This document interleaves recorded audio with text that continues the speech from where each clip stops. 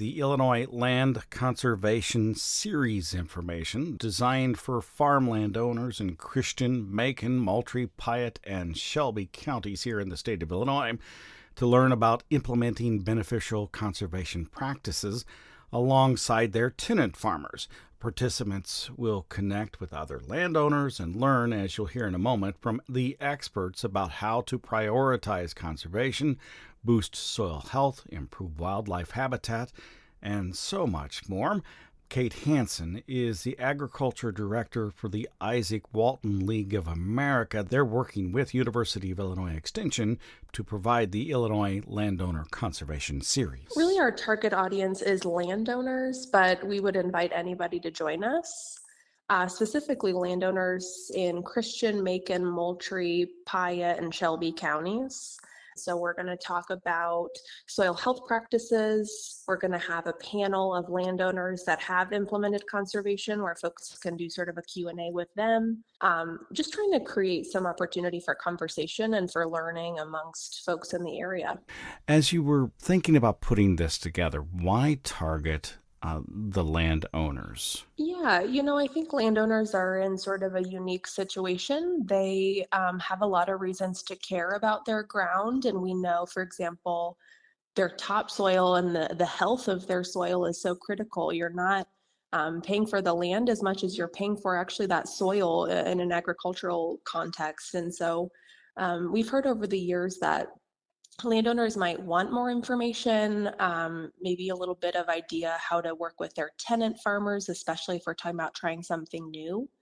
And so the idea came about, let's create some opportunities, some surface area for these discussions, and in a really sort of welcoming way, here's some of the science, here's some of the experts, but you make the decisions that are best on your ground. This is for landowners who are absentee landowners or for those who are actually in the 50-50 operations as well. I suspect for both because the landowners would need to think about and care for their soils over time. I think it is both. I think we're designing this particularly for a non-operator landowner who maybe would like to start at a little bit more basic level with some of these topics, but it could be anyone.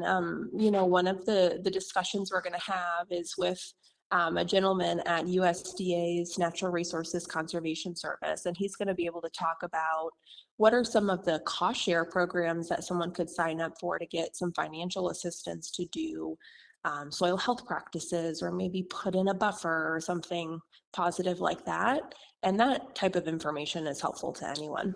Yeah, so these might be just improvements to the land that the producer, the farmer, would welcome potentially, but that cost money and are an investment, and you sometimes can manage to figure out how to do that through cost share with the U.S. government. Exactly. And when you have a situation, you've got a non-operator landowner, you've got a tenant that's really there, with that ground every day, the best outcome there is going to be a discussion between both of those parties, because the landowner certainly cares about the long-term health of that land, the farmer too, but the farmer is kind of looking year to year at their operations and their business. And so a lot of times the best results of these types of conversations are just kind of getting folks together and having that discussion. And again, I'll just say, we've got that kind of 5-county focus, but truly anyone is welcome to join us, and we would love it.